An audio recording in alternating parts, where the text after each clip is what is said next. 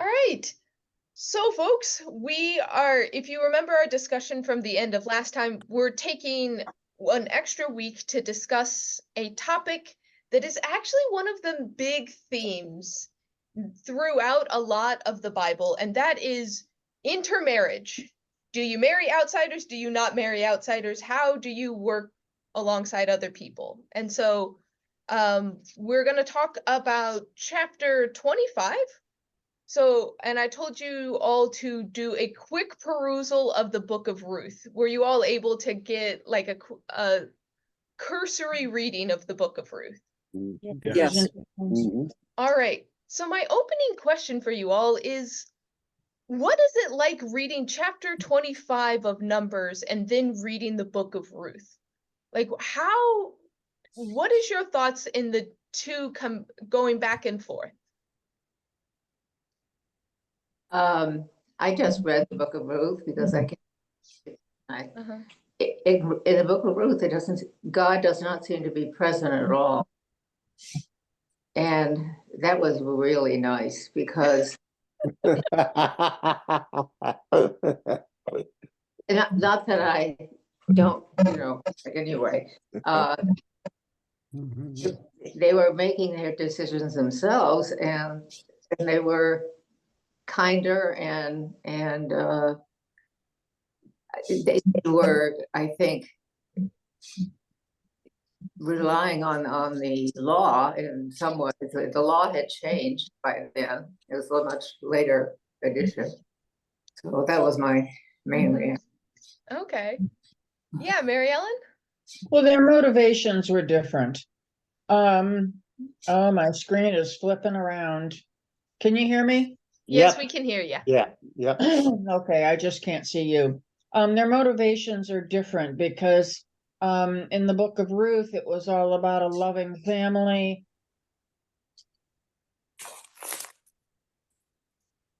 Well, now we've lost her, I guess. Mary Ellen, can you hear us? Okay, Mary Ellen, if you can still hear us, just note that your microphone seems to have stopped as well. You are not on mute, but we will see if we can bring you back into the discussion in a moment. But I do like the point of, like, these are fundamentally two different kinds of stories. There's the story of the nation, and this is a very human story.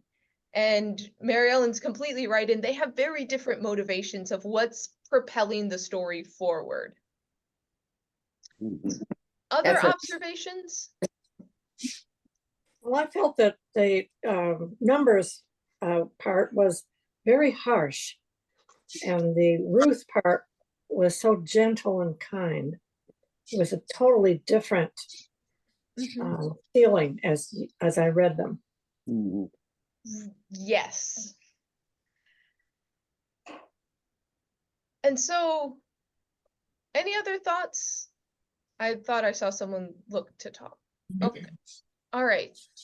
So if you caught on, the reason why I smashed these two together is they both talk about Moab and how do you deal with Moabite women specifically. And we have one story where bringing in Moabite women is disastrous. God gets very angry, and the anger is only appeased by literally spearing people through the stomach. And in this other one, it seems to be that the Moabite woman is great, lovely, and does things that are like go above and beyond what she is required to do. She is the best of women. So why would you not like Moabite women? Well, I thought that also that in the Numbers thing, the women were getting these men to go with them and learn their religion, and that took away from God. Whereas in the Ruth one, she went along with their religion and wanted to be a part of it. Yes, and that is the key distinction. Is this has everything to do with religion and God, and what kind of gets mixed in when you mix people groups. So let's talk about the numbers one, and I'll bring in pieces from Ruth and some pieces from other parts that we've already read, and kind of let's talk about what's actually going on here and why is intermarriage a really big deal. Because this is why I want to I didn't originally have this on the schedule, but why I realized it's important to pause and have this discussion is after the people move into the land of Canaan, one version of the scripture says they wiped the Canaanites out, and the other one it's like, oh no, they're still in the land. And throughout the history, there's this question of, do we bring in foreign wives or not? Solomon has many hundreds of wives, and one of the issues is, will the women make Solomon go astray? And what we find in King, like the descendants afterwards, that's what happens. And this is part of the reason why it gets worked into the narrative of why God is angry enough to allow the Babylonians to attack and haul the people off to exile. It's this issue right here. Should you be insular, or do you allow other people into the tradition? So let's talk about it. So the Israelites, if you remember, they've made their march up. They just last week we talked about Balaam and his oracles. We have just heard his oracles. The people have passed by.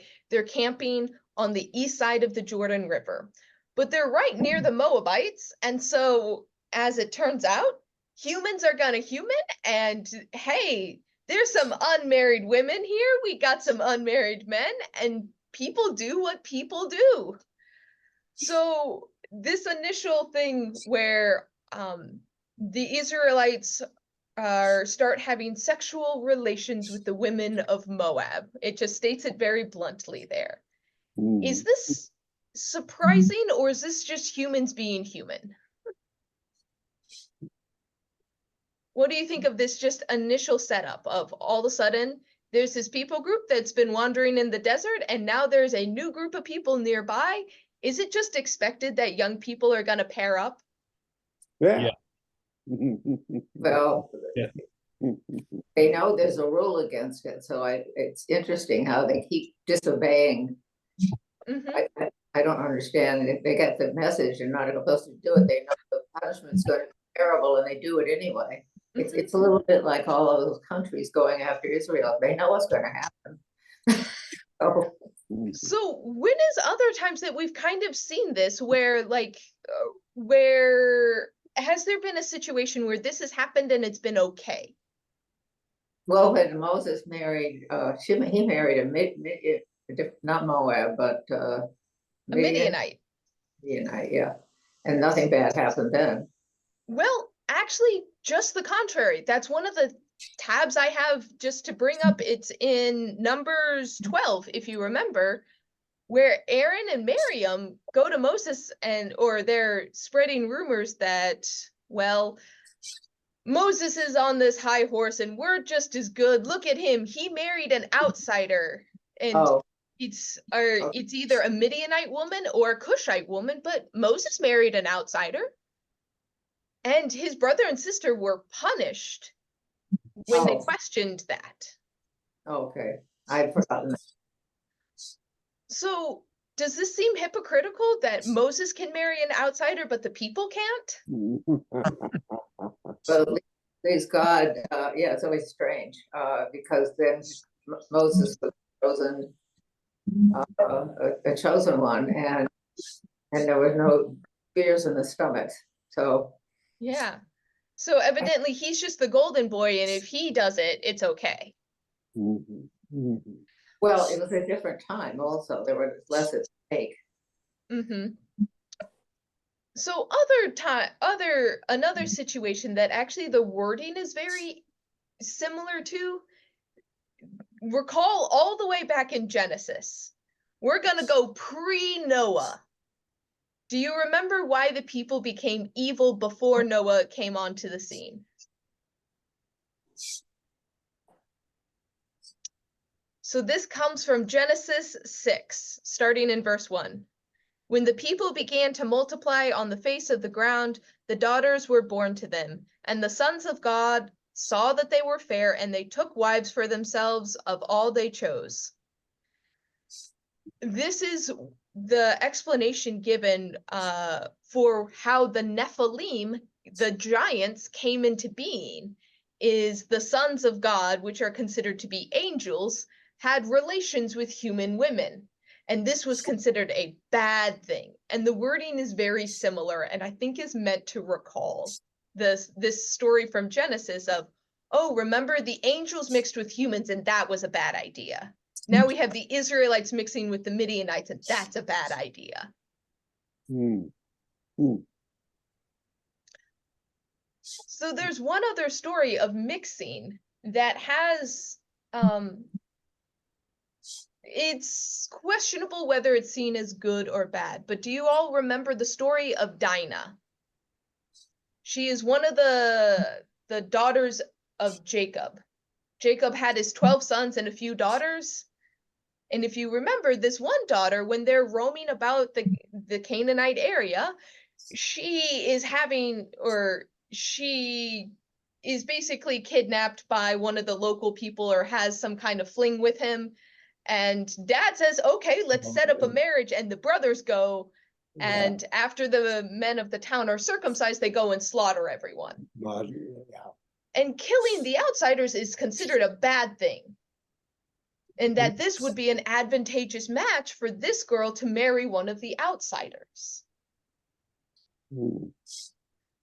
So I bring all of this up to say, there's not a consistent story of whether or not outsiders are good or bad, is there? No. So let's look at some of the details here. So in verse 2 of chapter 25, where we are, it says that not only did they begin having sexual relations with the women of Moab, but they invited the people to sacrifice to their gods, and the people ate and bowed down to their gods. So this seems to be the second part of it. It's like not only were they cavorting with outsiders, but all of a sudden they are willing to do some of the religious things with them, participate in life with them. And this is considered bad. Why?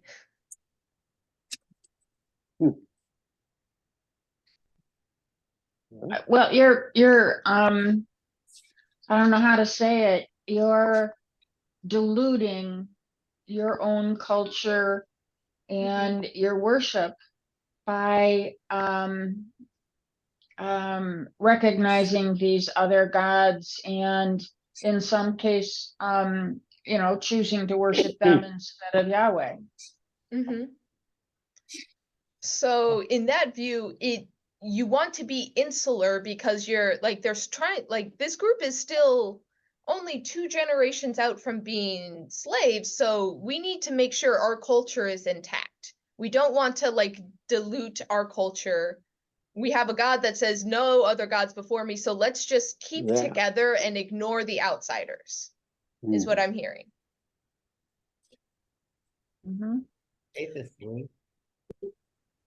Well, they're on their way to the promised land. I mean, it's the promised land that God is giving them, and I think the expectation is that they will have a land that is dedicated to the Israelites, their God, and their culture.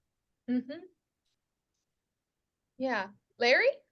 And in the current situation, the Israelites are camped on one side of the river, and the Moab is on the other side. Whereas in previous, the previous contact, they weren't physically living together, which certainly may have a significant influence on the type of behavior. You know, if she's Nicely right on stated. your doorstep, it's easier to to take, notice. Uh-huh. Well, if they worship other gods, then that means that it would be, they don't have a one God. It's supposed to be happening. They're supposed to worship only God. And if they worship these other things, then they're not. And that's really a bad thing. If it is. So here's the rabbit hole that I went down right before we started, was looking at what some of the other gods and the other situations in the area are. So let me pull up some images and some Wikipedia pages so we can learn together.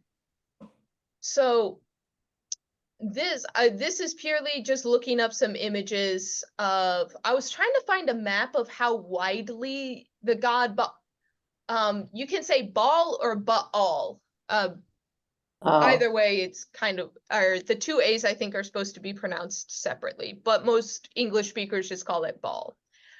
He is a Canaanite storm god that is often depicted with the head of a bull, which may be why the golden calf was a big deal, is because this dude looks like a golden calf.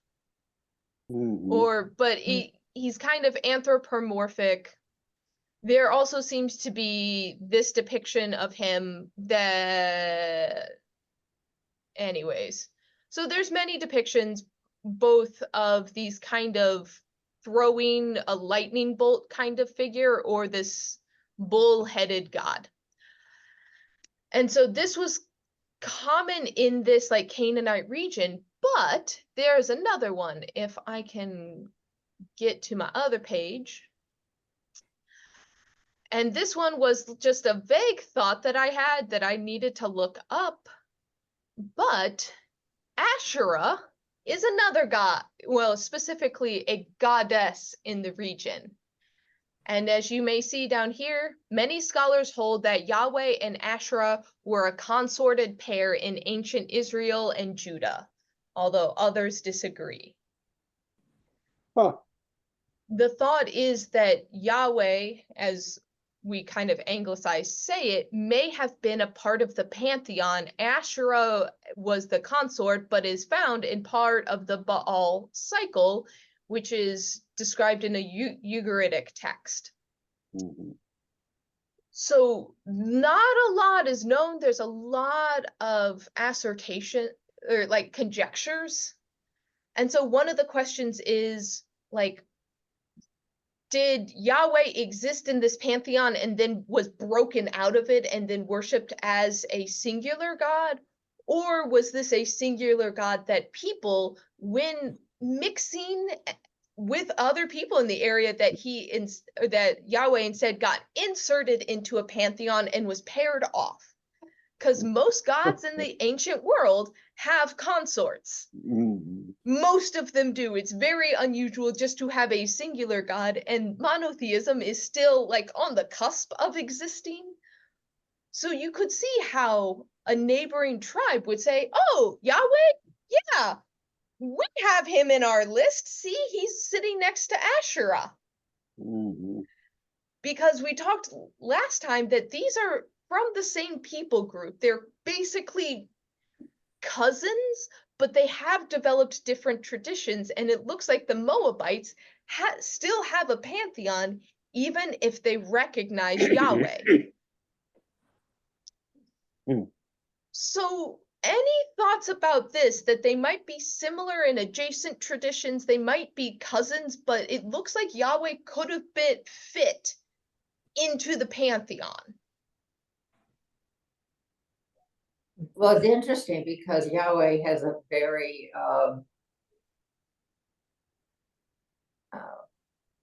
I guess the word, he's very imminent. He's yeah, so he's like the gods in the pantheon. They are like people, and they are doing things like mating up and things like that. Not except for when he creates the world. He's not in heaven so much. he's a person. He's hanging out and making Yeah, sure people. having more of those human traits and emotions. Yeah, more human traits.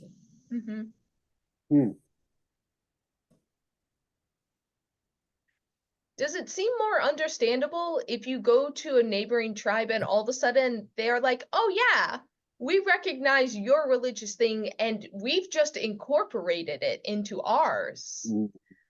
Would the people feel like they're actually going away from their tradition if they see, if the neighbors are basically saying your tradition is a piece of our tradition, come see the bigger picture?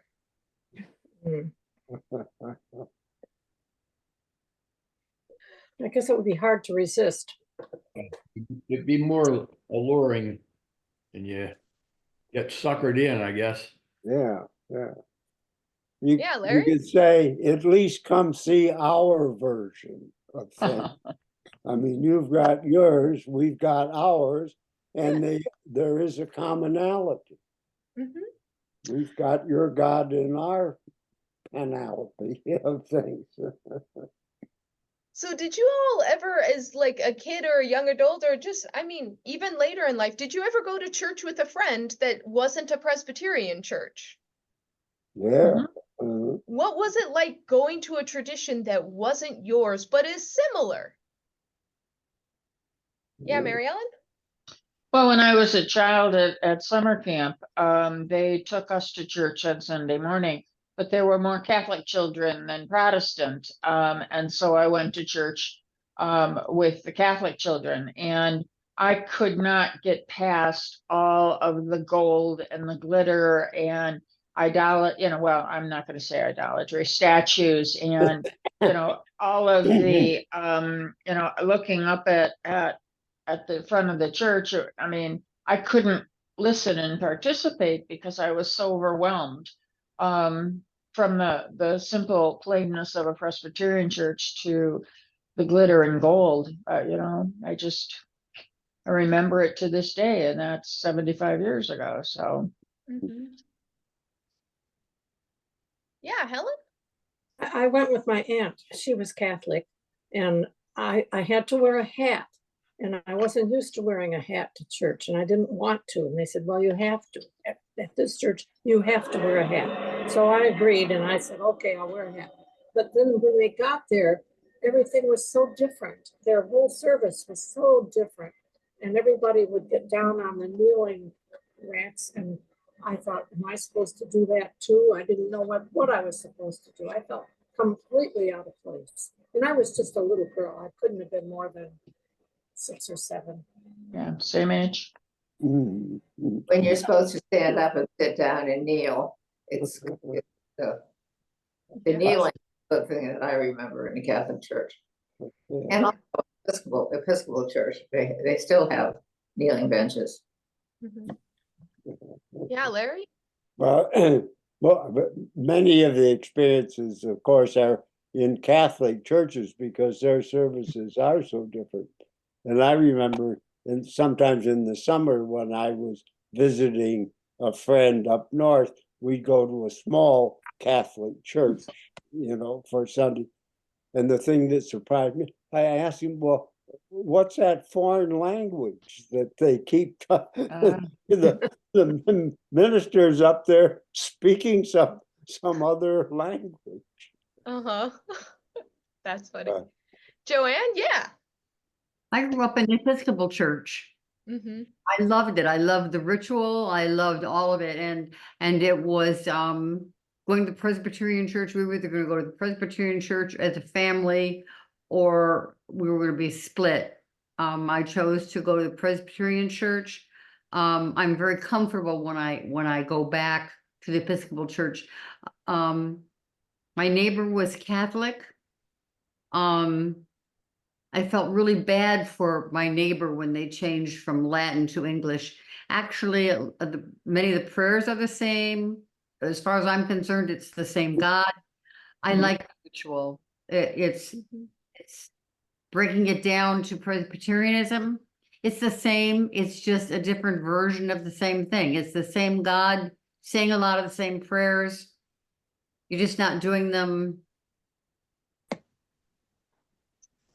every Sunday the same way. Yeah. It's the same thing. Mm. I don't have a problem with it. I'm very comfortable. When I came to the Presbyterian church, it was like, you don't have kneelers. I don't really feel quite like I'm praying. I'm just sitting here. Mm. It's Mm. totally different from yours, but it's coming from high Episcopal. Catholic Church is fine with me. Wow, some of it's overdone or not, depending on where you're coming from. Yeah. Yeah. I mean, it's one of the interesting things about how the like Christian denominations like splintered in a way is that some of the things are purely cultural and just how cultures developed. If you ever go to an Orthodox church, or I won't say all of them, there's a lot of diversity in the Orthodox churches, but I remember going to an Armenian Orthodox church and they didn't have pews. And I was like, wait, huh? You stood up for the entire service. Oh. Their service was shorter. There was also no sermon, and that was interesting. But for things like, do you kneel? What order do you say things in? Like, the Presbyterian Church has a definite order that we tend to stick with. John Calvin came up with it. Like, it's his explanation of it. There's, like, we have theologized it, but one of the things that I think is hilarious is the difference between Martin Luther's opinion of when confession comes to when John Calvin thought confession should come, because John Calvin thought you need to confess the first part of worship because you need to know that you did something wrong in order to hear the word and hear why or hear how to correct yourself. The sermon is an explanation of that instruction, and then you're supposed to respond. That's the general order of a Presbyterian service. When Martin Luther is like, how do you know what to confess unless you've heard the sermon? So the confession comes after the sermon because you need to know what you did wrong. So, and like, do you kneel? Do you not kneel? When do you stand? When do you not stand? We do not stand generally for the reading of the gospel, but some churches do. All of these things are cultural. What language you use is cultural. But we have a kind of understanding that we're all worshiping the same God. Sometimes not. I've heard some Christians claim that Catholics are not actually Christian, which historically is just a wild statement to make. But it also goes the other way. There are many in the Catholic Church who still to this day do not believe Protestants are true Christians because they are not following the seat of Peter. And I just point that out to see, like, look at even how much disagreement we have within our tradition and what it means for us to visit neighbors or friends. Now, here's the next question. Have you ever been to a worship service that was not Christian? Yes. What is it like, whether it's going to a Jewish temple or a Hindu temple or going to a mosque? What's that interaction like? Yeah, we often went to the services, at least I did several times when the Reform temple was sharing our Sure, tikva. I really liked it. People talked a lot, and it just seemed like there was more engagement. Yeah. Yeah, Mary Ellen? Well, we did interact with Shir Tikva quite a bit. And I had a dear friend who was Jewish, was a member of Shir Tikva as well. So we went back and forth. The first thing that struck me was how the children just run around. Yeah. They're absolutely undisciplined. They are everywhere and anywhere they want to go, except up where the rabbi is. And so that kind of distracted me a lot. But I really thought the ritual was beautiful. I didn't understand everything that was being said. I didn't have a problem saying, that's not me. I mean, that's our history to come from Judaism. So I actually worked in a Jewish summer camp for 2 years when I was in college. And I loved it. I loved learning the dances, even the prayers. Mhm. And the next year in Israel, kind of ended a lot of the prayers, a lot of the ritual. And I loved it, except for the running around children. Mhm. Yeah, Larry? One year, the allergy meeting was in Miami Beach, and a patient offered us her condo in Miami Beach. And we were the only Gentiles, of course, in the condo. And they had a central dining room, where people would go. And the first thing we noted was exactly what Mary Ellen said. The kids just ran around all over. I mean, they were at everybody's table, and somebody'd scoop one of them up and sit them down, and they talked. And the old man got out his watch so they could listen to it, and it was sort of one big celebration every meal. Yeah. So I feel like there is this understanding that, like, how do I say this? When Christians are willing to go to another religion's worship service, we're tend to be fairly comfortable going to a Jewish service because there's a sense of shared history. Have you all ever been to another religion service outside of the Jewish tradition? Yeah. If there was an invitation to, say, join the local mosque to Friday prayer, or we have actually a beautiful Hindu temple down the road. It is, I think, the largest in the state. It's on Adams Road. If they had an invitation to join them for the festival of light that they have in the fall, Diwali, would you feel comfortable or uncomfortable going to something like that? Something that's not connected to our tradition? I'd be comfortable. I just would want to not be the only Christian there. I mean, I would like to have someone else from Northminster with me, because obviously I would be going alone, but I'd be comfortable going. That'd be fine. Yeah. Do Muslims welcome Christians? Do they mind if you just go and? I've gone to Friday prayer many a time. It's often good to let them know ahead of times. Okay. But they actually tend to be very excited for people, or every mosque that I've been to, there's a sense that they are misunderstood because of recent history, and so what I find is a lot of Muslims are very interested in having non-Muslims come to Friday prayer so that they can learn that it's not scary, it's not violent, kind of dispel some of the rhetoric around that. Okay. Ooh. Anyway, Joanne, I saw you looking to jump in. I would be very glad to go, but I would like to go with someone of that religion that they could guide me and tell me what's going on, or help me understand what's happening. I think it would be excitingly delightful to go see what other traditions or other cultures are doing. Yeah. So what's interesting is, excuse me, Helen, go on. I just remembered I did go to one. I was in Madison Heights, and the thing that got me was the women went to one part and the men went to another. Yes. So that is, depending on the mosque, that sometimes is the case, that sometimes is not the case. Once again, depends on tradition. And that's often seen actually as protecting the women, meaning that they can worship without fear that someone is making eyes at them, is generally the thought.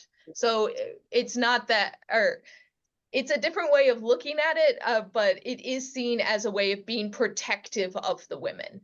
more than distraction for the men, it is protection for the women. Mhm. Hmm. So what's interesting, I bring this up to kind of shed light on how we had come at this from a very different place than what our scripture is. We have all both been to religious services of our own tradition that were different, and you all seem open to going to a different religion's tradition.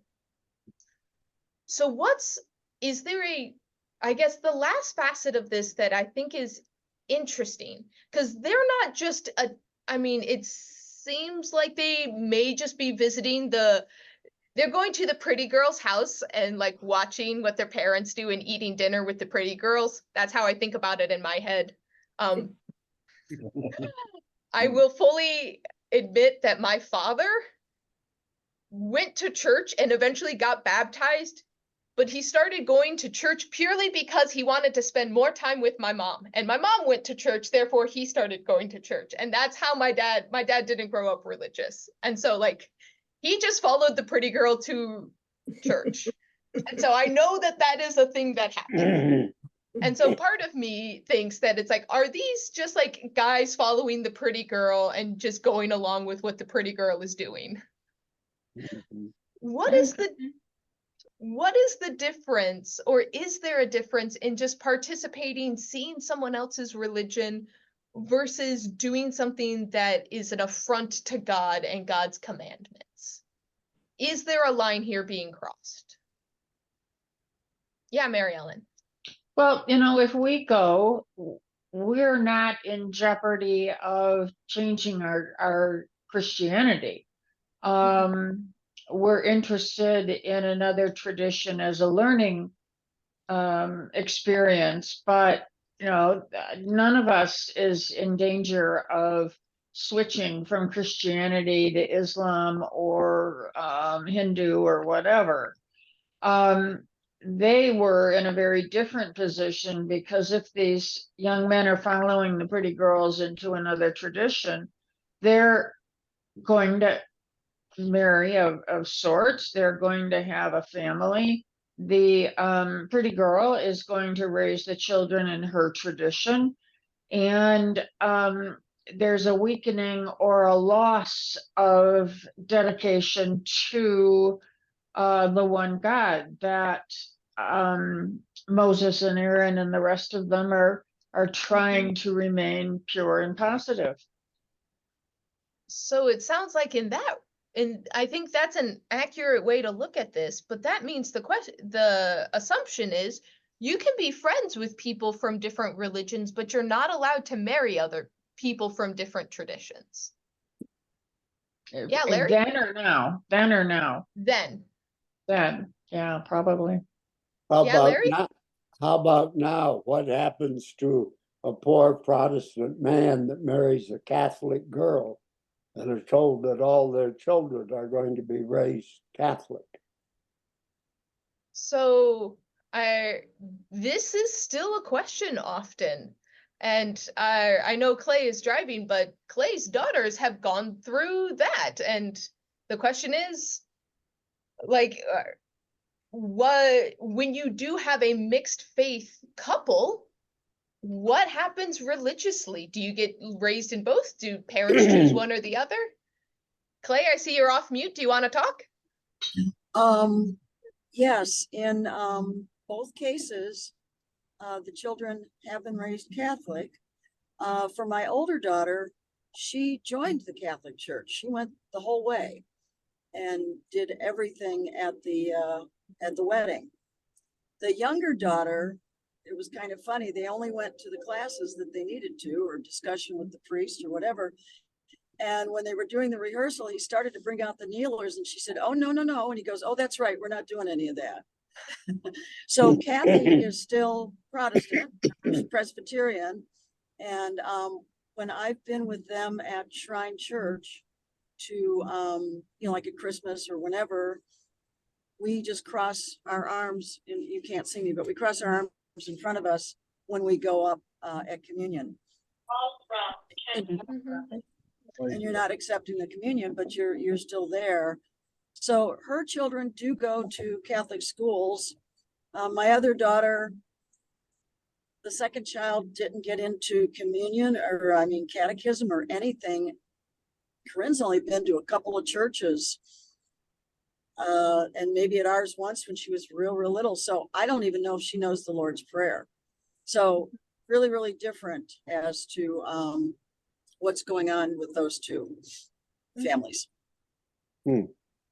But this is an increasing question in a multicultural society. That, I mean, the United States, once again, freedom of religion. We do not kill people because they disagree with us for religious reasons. We don't have society or towns that are segregated by religion, as in some of the colonial days. The Puritans very much like their enclaves, and they pushed people like the Quakers and the Shakers out because they didn't like them. But there was a time where marrying outside of your religious tradition was a much bigger deal. And I would say even up through, probably not in my time as much, but I would say that in your all's lifetime, keeping to your religious groups was an important thing. Yeah, Mary Ellen? Well, when I would be dating a new boy in high school or college, my parents' first question always was, is he Catholic? Not is he a nice boy? Is he, what are you going to go do? You're going to have fun and, wait a week or two and then ask. No, it was always right away, is he Catholic? So. Right. Yeah, I think Catholicism was the outgroup definitely when I was growing up in New England, and there were Catholics. My grandmother actually was raised Catholic, but you would have thought that she was Puritan. I was dating a Catholic boy when I was 16. Big deal. And she started having a fit that I was going to turn Catholic, and not only am I not going to turn Catholic, I probably won't even be taking him in a month. So, but it was the Catholicism was a big deal. But that was a long time ago. Well, it was in the 40s and 50s. I'm not even sure why they thought it was so awful. Oh, it was the Pope. I would also argue that a lot of Irish and Italian racism contributed to that. Oh, and yes. It's just because of outsiders and the other. We have a different other now. Now people aren't the Irish, yeah. We now say everyone's a little bit Irish when signs used to say no dogs are Irish. Like, that's a fascinating transition from one to the other. I saw that when Gary and I were dating. Gary's mother's sister, married an Italian, was always sort of acceptable, but and Adeline didn't become Catholic. Her neighbor was Catholic. She wouldn't speak to her. It was like, you're Episcopalian. Isn't that a lot like the Catholic religion? They got married in the Episcopal Church. I don't know what they thought about that, but it was definitely there. Yeah. So Well, when we were growing up, there was a distinct, I was a little town of about 3,000. There was a distinction between the Catholic people and the Protestant people. And it was openly stated that Protestants were not capable of going to heaven. And the Catholics were very outspoken, and it was clear that we were second-class citizens as Protestants in their eyes. So, that's my mother, and my father's a little bit more lenient, but my mother was pretty concerned about Catholicism. Yeah. So an increasing trend that I find interesting in how I know we haven't looked at the text itself much, but I do think like I said, this is one of the more common conversations in the Bible that I think does still have echoes today. Being in a multicultural society, but one of our increasing demographics is people of no religious tradition. And I know sometimes it's people who just were raised with no faith, like parents who they were busy enough, they never got their kids to church. Sometimes it is these multicultural marriages where it's like, well, we don't want to influence the kids one way or the other. And so they don't really, neither tradition really gets highlighted. So like the kid kind of just goes, eh. I know I had a friend in high school where his mother was Greek Orthodox. His father, I believe, was from Syria, I want to say, but he was Muslim. But he saw both of his parents' beliefs as so extreme, he just wanted nothing to do with it. But then you have a friend of mine who is Hindu who just got married to a good Jewish boy. Their wedding was gorgeous. Absolutely gorgeous. But I've heard talk in the Jewish community, one of the biggest struggles they have is actually marriage outside of the tradition, because if they marry someone who is not Jewish, they stop going to temple, and there's like a problem of the tradition just fizzling out. And so once again, there's a pressure to marry inside the tradition, so it's not forgotten and fizzled out and just kind of becoming part of secular society.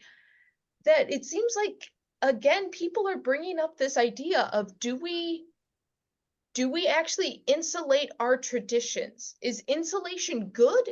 Is it bad? Why do people want it? Why is it a harmful thing in society? Because what I'm hearing from you all is, well, the Catholics said awful things about us, and there is prejudice against Catholic groups, which is insulation. It was, my parents asked me if I was dating someone inside the tradition, and well, I've enjoyed going to services that are not my own to learn. And so do you see this tension that we still kind of have in society of, do we look inwards at our own people, or are we allowed to look outwards? So what do you all think of this dynamic? Is it still at play? What are some of the pros and cons of either side? Well, one of the, it ends up that they don't engage with at least one. There's another family that's a nun, lots of nuns. I think it's 65 or 70% of Jews now marry outside. Very common. Yeah, very high. And sometimes it's a nun. Sometimes it's they celebrate Passover and Hanukkah and Christmas. Christmas is very important. I know a couple of Hindus that celebrate Christmas, but they consider Christmas and Thanksgiving to be American holidays, and it's not. Yeah. So there's lots of different variations, but I think that it does end up having more, more and more people who are not observant of anything. Yeah, Larry? If you're going to worry about intermarriage amongst churches, how about amongst races? If you ask, are we still worrying about it? We're just worrying about it, the same concept, but just in different circumstances. That is a great point, Larry. Is like, there is a very small step between discrimination between religions and discrimination between the color of your skin. And we've kind of been like, that's not a good idea. Let's put that in the past. Like, that kind of discrimination, bad. But so yeah, discrimination based on religion, probably not the best thing. Well, keep in mind, most Black people are Protestants.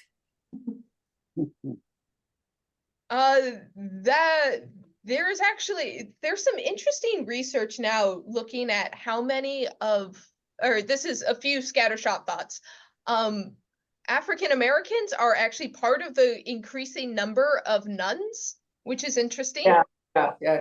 But also one number that they're trying to get at is finding out how many of the people who were captured in Africa were actually Muslim. They were just stripped of it. Oh. And because they think there is a very large amount of people in that area, just looking at like how much the Ottoman Empire basically conquered Africa, that a lot of the people that were captured and brought to America likely were Muslim originally. Oh, that's interesting.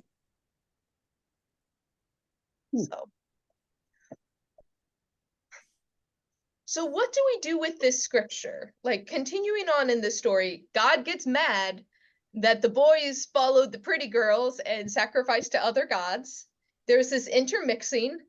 God says, we're going to kill some people. Once again, that very flash anger. And it is stopped when Phinehas, son of Eleazar, son of Aaron the priest, saw it. Like,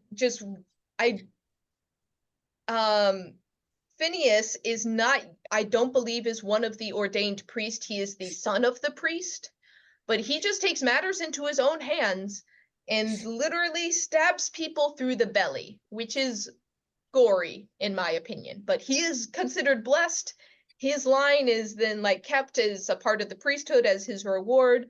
God's anger is soothed because some of these people are taken out, but like specifically there's like, after this proclamation was made, there's one Israelite guy who like brought in this Midianite woman, and that was just the straw too many.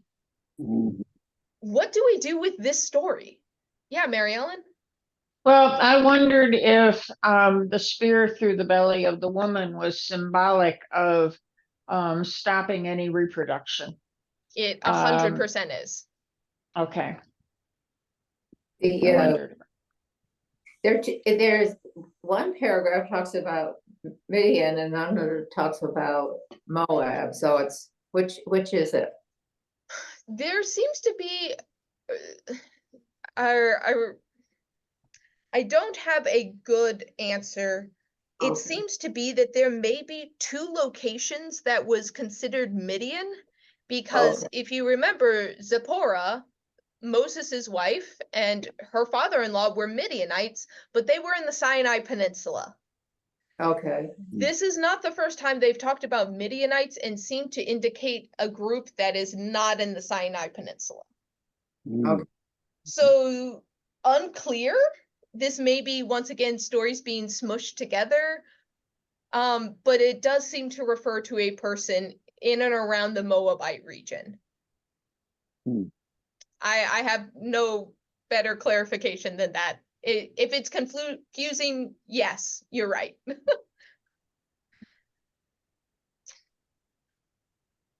So even more than that, pushing a level beyond, because this is, I mean, the story seems very clear. Like, don't bring outsiders in. They're going to pollute your tradition. They're going to draw you away from God. And we have other sections, bringing it back to Ruth, where Ruth is this upstanding Moabite woman, where an Israelite son married the pretty girl from out of town. Granted, the son does die. There's a lot we can go into Ruth. We do not have time. The book is fascinating because there's a lot of puns and a lot of other things. All of the sons in chapter 1, their names mean things. It's a very interesting book. It is also written about, it was written in a time that the story does not take place. It like looks backwards in time. Anyways, all that to say, that story seems to run counter to the story we have. This Moabite woman does not cause a good son of Israel, Boaz, this righteous man, she doesn't cause him to sin. Instead, she actually is considered the most faithful. She holds up her mother-in-law when she doesn't have to. And like, she is basically depicted as more righteous than even the Israelite women. Like, she is praised. Right. Even more than that, her lineage goes on to say she is like the great grandmother of King David. She is in the lineage of Jesus. She is an important figure in the like line of history, and she is an outsider. How do we put together these opposing points of view that are contradictory? Yeah, Mary Ellen. Well, she wasn't a threat to diluting the Israelis' faith. She was the one who left her tradition and was absorbed into the Israelites' life and tradition and genealogy and all the rest of it. These other young men and women were a definite threat to polluting the culture. She was not. So is this to say that each time a son of Israel wants to marry outside of the culture, we have to consider this on a case-by-case basis because some of them are good and some of them are bad? Is that how we make sense of it? Or I mean, you're right. She is not a threat in the same way that it seems like the women in this story are. Do you think she also doesn't have Moses and Aaron in her story either? No, she doesn't. Yeah, it almost makes one wonder, was this story written to explain history, or does history explain what God was intending to do? So this goes back to the discussion we had last time. Is this propaganda? Yeah. Is this political leadership trying to maintain power? And if the people are going outside the tradition, well, that not only dilutes the faith, it dilutes the power and the leadership, because what happens if our sons marry other people from other tribes and they start paying attention to the leader of the other tribe and not our leaders? Is there a political element to it? And the Israelis have still got to get by the Moabs, but to get to Canaan, so that. Yeah. There's always a question of, how do you be a good neighbor? Do you eliminate your neighbor or do you befriend your neighbor? Yeah. They seem to be in elimination mode. But I find it's pretty hard to compare the women because in Ruth has character. We know so much more about her. She's not just a body, flesh, and that came from a certain area, but she's developed as, she's deeper. It's much richer. When, like you say, maybe the others just all propaganda, but yeah, Ruth is a person. Those poor people that got killed, all they've got is a name. So their name was such and such. What? That doesn't seem to be of great import. Yeah, Mary Ellen? Well, the only exception to that, excuse me, is in the notes from verses 14 and 15. Both the Israelite man and the Midianite woman were important people in their own groups. And that never was explored. And they weren't just murdering, Joe Blow from the next county over. They were both very important people. But you wouldn't know that from reading the Bible. No, it's in the notes. And well, it does in 14 that he was the head of an ancestral house belonging to the Simeonites. And the other one was head of a clan, an ancestral home in Midian. So, you know, there is some mention of it in the scripture, but it wasn't explored. There wasn't any further follow-up on it. So here's one other element to consider. And this is, if we remember, this text was not written down as they're walking. This is not a chronicle that Moses is keeping while it's happening. This was probably first told, if you remember, during the time of the kingdom, where the kings of Israel and the kings of Judah are ruling. But just like all the other books we've read, it was likely compiled into the Frankenstein version we have when the people are in Babylon.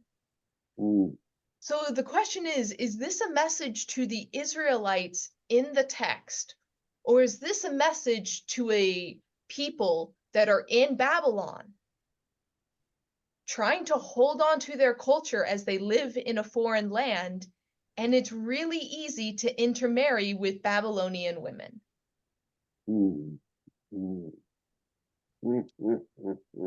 And so this comes to head. I was trying to find where it is in Ezra. The book of Ezra, one of the least read books, I would say First and Second Chronicles are probably the ones that are even less read than Ezra and Nehemiah. But Ezra is an actual chronicle of the people coming back from exile and rebuilding the temple. And you have a lot of sermons, they talk about how the work was, like neighbors getting in their way, and there's a lot of drama of what it takes to rebuild Jerusalem once they're allowed back in.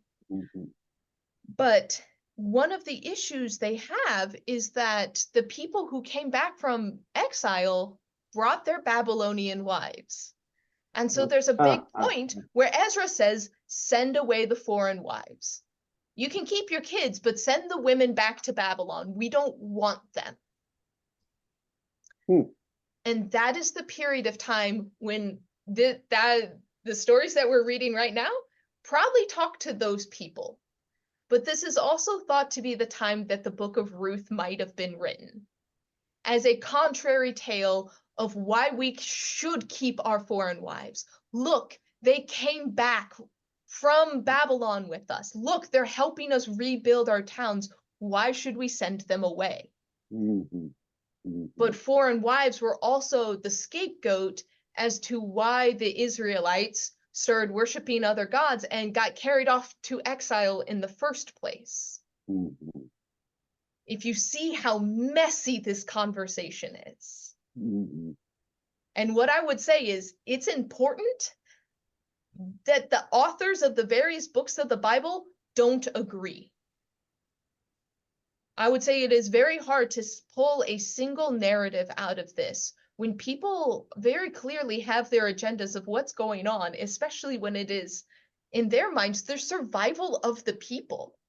The survival of the people in Babylon and the survival of the people who have returned. So with that, we are over time. I was just curious if you all have any final thoughts on this very complicated discussion.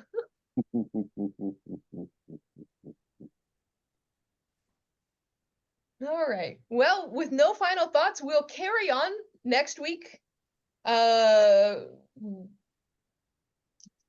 Hopefully finishing up Numbers pretty soon. I'll look at the notes and I'll tell you what we're reading for next time.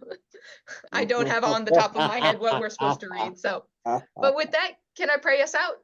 Yes. All right. Loving God, we trust that you are at work in the world in ways that we can hardly understand. We know that you are interacting with us in our worship, in our prayers, in our readings, in our devotions, in our quiet time. But God, we also look around the world and we see that other people call on your name just the same. We hear stories about how you're interacting in their lives, even if we don't understand how our tradition and their tradition come together to make a narrative. Sometimes it seems like the ways you talk to the people contradict one another. But God, we come in faith knowing that you are at work and that your word is a word of love to all people. So help us be in this conversation. Help us look to you in our own tradition and help us honor where you appear in other people's traditions. Help us learn from the wisdom of other people and help us be bold enough to share the wisdom that we have from our tradition. And so we pray all these things in the name of your loving and gracious Son. Amen. All right. Take Thank care, you. everyone. Thank you. Thank Thank you, Chris. you.